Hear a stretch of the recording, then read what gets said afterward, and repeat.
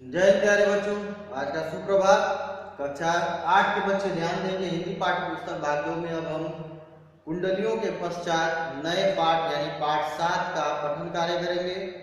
इसमें जो कुछ क्लिष्ट शब्द हैं या दुरूह शब्द हैं या मुश्किल शब्द हैं उनके अर्थों को हम देखते हुए चलेंगे और पाठ में क्या कह रहा है इसका आशय समझेंगे और इसके बारे में पढ़ते हुए और अर्थ ग्रहण करते हुए चलेंगे। पठन है इसका। सबसे पहले आपसे दो प्रश्न पूछे गए हैं पाठ में पृष्ठ संख्या 4 पे। मुफ्त से आप क्या समझते हैं? मुफ्त अर्थात फ्री।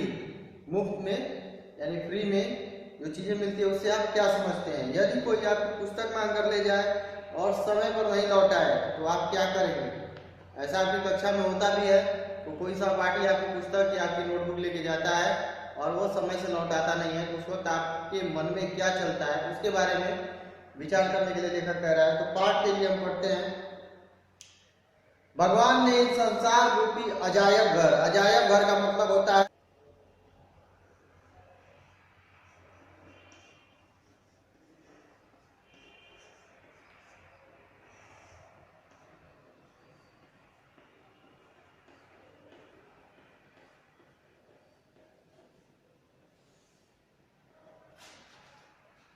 आपके समक्ष पुस्तक में जो डार्क में वर्ड लिखा गया है, मोटे अक्षरों में लिखा है, मोटे शब्दों में लिखा गया है, उसको देखेंगे। भगवान ने संसार रूपी अजायब घर यानी संग्रहालय, म्यूजियम, जहां अजीबोगरीब चीजें या अद्भुत चीजें रखी जाती हैं, प्रदर्शन के लिए रखी जाती हैं, में भांति भांति के जीव जंतु छोड़े हैं। में भांति भांति के जीव, भांति भांति यानी अनेक प्रकार के जीव जंतु छोड़े हैं। कुछ काले, कुछ गोरे, कुछ सुंदर, असुंदर, भोले और जल्लाद। यानी लेखक यहाँ क्या कर रहा है? उन जीव जंतुओं के बारे में उन्हें कैटेगराइज कर रहा है, उन्हें वर्गीकृत कर रहा है कि वो किस किस तरह के पाए जाते हैं। काले, गोरे, सुंदर, असुंदर, भोले और जल्लाद। जल्लाद जो होता है उसमें ममता, मोह माया नाम की चीज नहीं होती है, बेरहम होता है, निर्दयी होता है, क्रूर होता है जल्लाद। अलग अलग स्वभाव, अलग अलग चाल डाल। मेरे पड़ोस में एक सज्जन रहते हैं। सारी जीव जंतुओं के वर्गीकरण के पश्चात उनके क्या क्या है? अलग अलग स्वभाव। उनका स्वभाव, नेचर क्या है? अलग अलग है। अलग अलग चाल ढाल, उनके उठने बैठने चलने फिरने हर एक चीज का ढंग क्या है? एक दूसरे से अलग है। मेरे पड़ोस में एक सज्जन रहते हैं। मेरे पड़ोस में यानी लेखक के पड़ोस में बगल में एक सज्जन रहते हैं। सज्जन यानी अच्छे जन, यानी जो अच्छे व्यक्ति हैं सज्जन। नाम है उनका मुफ्तानंद जी। मुफ्तानंद, मुफ्त धन आनंद बराबर मुफ्तानंद। तो उनका नाम है मुफ्तानंद जी। यथा नाम यथा गुण। लेखक क्या कह रहा है? यथा नाम यथा गुण यानी जैसा नाम वैसा गुण। मुफ्त की चीजों में उनको आनंद मिलता होगा, इसलिए हो सकता है उनका नामकरण कर दिया गया हो मुफ्तानंद। माले मुफ्त दिले बेरहम। इसमें मुहावरा है कि माले मुफ्त दिले बेरहम। इसका अर्थ एक तरह से हुआ कि अगर मुफ्त का माल यानी मुफ्त का धन या मुफ्त की वस्तु अगर आपको मिलती है तो हमारा दिल या हमारा मन क्या करता है? दिले बेरहम यानी हमारा दिल बेरहम हो जाता है। किस संदर्भ में?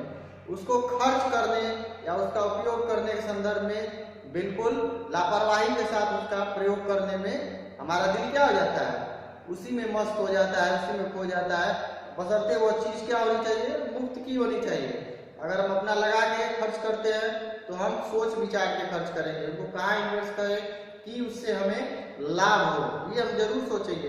लेकिन अगर मुफ्त का होता है तो लोग सोचते हैं कि छोड़ो, कौन सा हमारा है, जैसे आया है वैसे इसको यूज करो और हमारा इसमें कुछ लगने वाला नहीं है। तो यहाँ दिया हुआ है पुस्तक में भी माले मुफ्त दिले बेरहम एक मुहावरा है जिसका अर्थ होता है मुफ्त में मिले माल या पैसे को खर्च करने में दिल को कोई दर्द नहीं होता, दिल खुश होता है, दिल को कोई तकलीफ नहीं होती। कौन सा हमारा लग रहा है, चलो उड़ा दो। अर्थात दिल खोलकर बेरहमी से खर्च किया जा सकता है जो मुफ्त में माल मिलता है।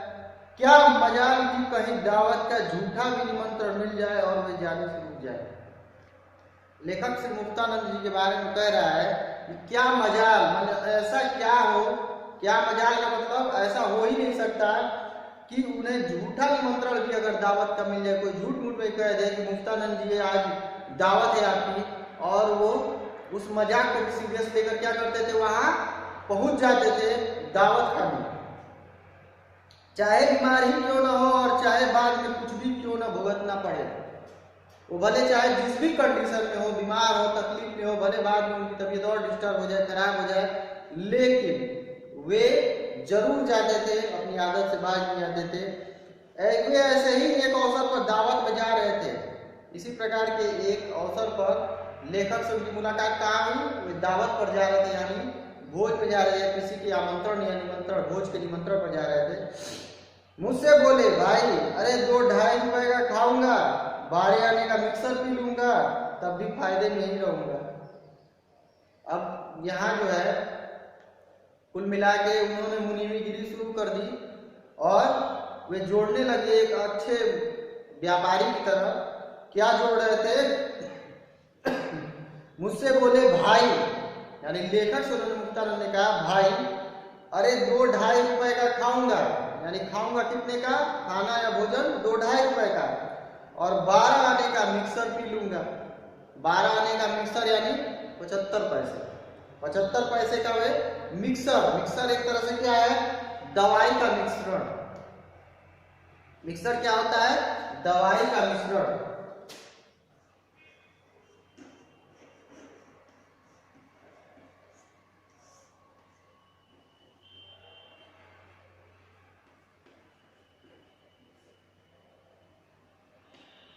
दवाई का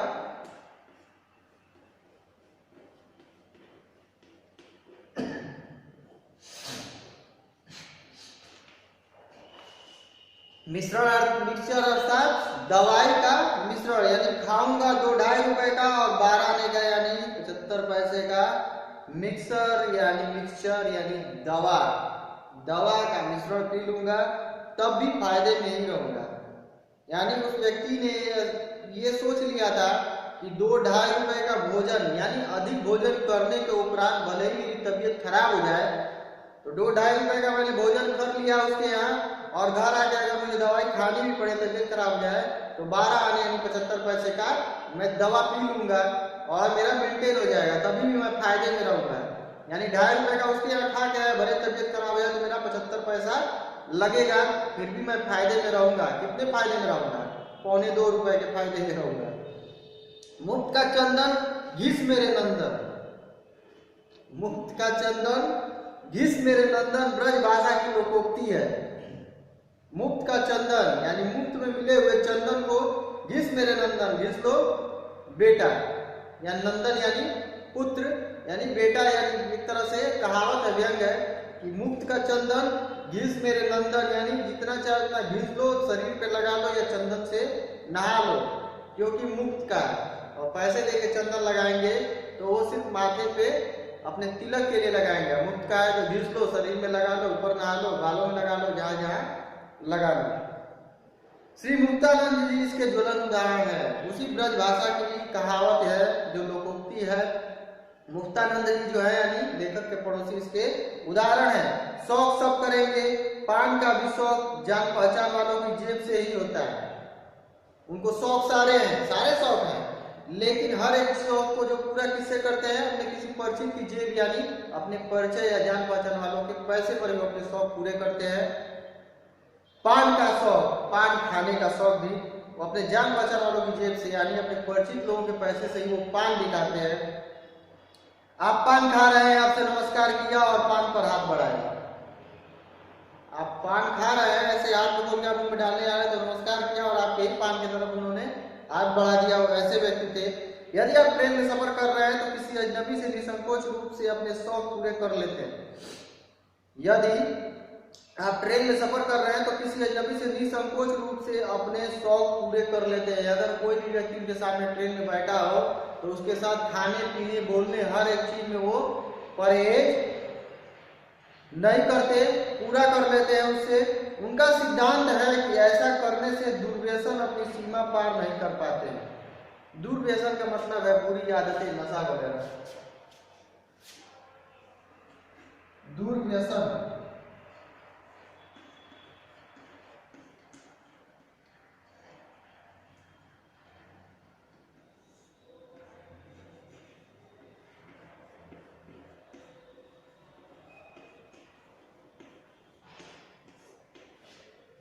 दुर्व्यसन अर्थात बुरी आदतें अपनी सीमा पार नहीं कर पाते हैं। उनकी यह भी मान्यता है कि जो स्वाद, उनकी मान्यता क्या है, मान्यता यानी उनकी सोच, उनका मानना है, श्री मुक्तानंद जी का मानना है, क्या मानना है कि जो स्वाद मुफ्त का पान खाने से आता है, जो स्वाद मुफ्त का पान खाने से आता है, वह पैसा खर्च करने पर नहीं। यानी अपना पैसा खर्च करके अगर आप पान खाएंगे तो आपको टेस्ट नहीं मिलेगा, आपको स्वाद नहीं मिलेगा। मुफ्त का दूसरे का माल उड़ा के अगर आप खाते हैं पान को तो आपको टेस्ट ही टेस्ट मिलेगा, ये उनका मानना था।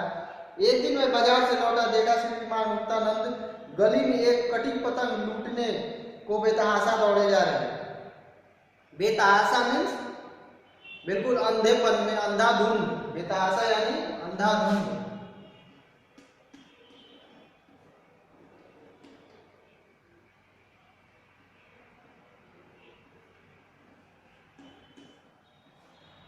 बेतहाशा यानी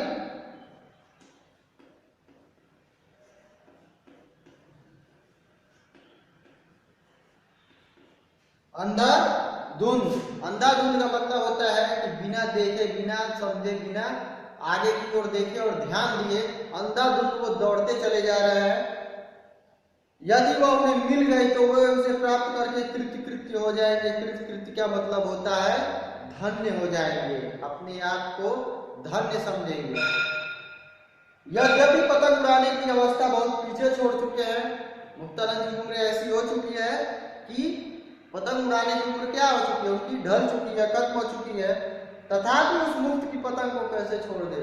फिर भी अगर उनकी उम्र चली भी गई है तो मुफ्त में पतंग कटी मिल रही है, गिर रही है, तो उसे वो कैसे छोड़ दे। वो उस पतंग को भी लूटने के लिए पीछे आधी की तरह दौड़ते हुए चले जा रहे हैं। मेरे घर 2 दैनिक पत्र रोजाना आते हैं। मेरे घर 2 दैनिक पत्र यानी अखबार, समाचार पत्र रोजाना आते हैं। मुझे उनकी प्रसादी तभी मिल पाती है जब श्री मुक्तानंद भोग लगा चुके होते हैं। यानी वो प्रसादी से मतलब है कि लेखक को वे अखबार या वे समाचार पत्र तभी पढ़ने को प्राप्त होते हैं, तभी मिलते हैं जब सबसे पहले वो पेपर श्री मुक्तानंद जी पढ़ चुके होते हैं। मोहल्ले में कौन कौन लोग अखबार मंगाते हैं, उनकी नामावली उन्हें कंठस्थ है। उनकी नामावली उन्हें कंठस्थ है। कंठस्थ का मतलब है याद है, कंठ में है पूरी तरह। यानी मोहल्ले में हमारे इतने लोग पेपर, कौन कौन पेपर बनाते हैं, उन सारे लोग की नामावली यानी नाम की लिस्ट,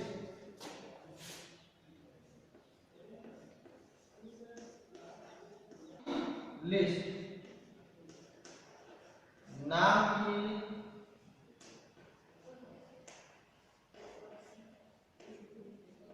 लिस्ट।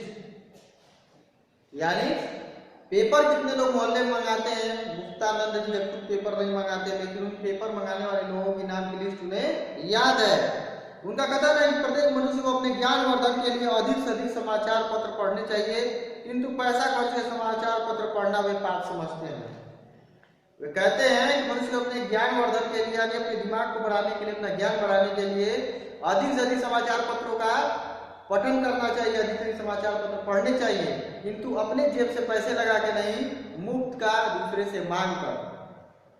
उन्होंने भारतवर्ष की जनसंख्या बढ़ाने में काफी योग दिया है। हम मुक्तानंद जी के परिवार पे चलते हैं, उन्होंने भारतवर्ष की जनसंख्या बढ़ाने में काफी योग दिया है। ईश्वर की कृपा से उनके 6 लड़के और 4 लड़कियां हैं। मुक्तानंद जी के परिवार के बारे में लेखक बता रहा है, उनके कितने लड़के हैं, 6 लड़के और 4 लड़कियां। शिक्षा सबको देना वो अपना पावन कर्तव्य समझते हैं। सभी को शिक्षा यानी अपने सारे पुत्र पुत्रियों को शिक्षा देना वो अपना पावन यानी पवित्र कर्तव्य समझते हैं। इसके लिए सदैव फीस माफ कराने के चक्कर में स्कूलों के मैनेजर और प्रिंसिपलों के घर पर धरना देते रहते हैं, और इसके चक्कर में यानी शिक्षा तो जरूरी है, लेकिन अपने बच्चों का, सारे बच्चों का फीस माफ कराने के लिए प्रिंसिपल और मैनेजरों के घर पर धरना देते रहते हैं, धरने पर बैठ जाते हैं कि मेरी फीस माफ करिए। अपने लक्ष्य की सिद्धि के लिए साम दाम दंड भेद सबका प्रयोग करते हैं। अपने लक्ष्य की सिद्धि के लिए साम दाम दंड भेद, साम दाम दंड भेद आपको चाणक्य की नीति के रूप में आपको पढ़ने को कभी मिलेगा। साम का अर्थ है साम, साम का अर्थ है समझाना, दाम का अर्थ होता है दाम चुकाना यानी मूल्य देना। अगर हम किसी से कोई कार्य निकलवाना चाहते हैं तो साम अर्थात समझाना, दाम अर्थात अपने कार्य को कराने के लिए अगर वो समझ नहीं रहा है तो दाम देना यानी मूल्य चुकाना। साम दाम और दंड, अगर वो कार्य इन दोनों से भी नहीं होता है तो दंड के द्वारा, दंड का भय दिखाकर उसे अपने कार्य को सिद्ध कराना। और भेद, अगर उस व्यक्ति से हमें कार्य कराने हैं, उस व्यक्ति का भेद या रहस्य या कोई गुप्त बात पता करना, जिसे ब्लैकमेल करके उसे मजबूर करके हम अपने कार्य को सिद्ध करा सके। तो ये हुआ आपका साम दाम दंड भेद, यानी ये चारों प्रक्रियाएं वो अपनाते थे और अपने कार्य को सिद्ध करते थे। उनकी तिकड़म से चाहे योग्य विद्यार्थी रह जाए, उनकी तिकड़म यानी घात उपाय, तिकड़म यानी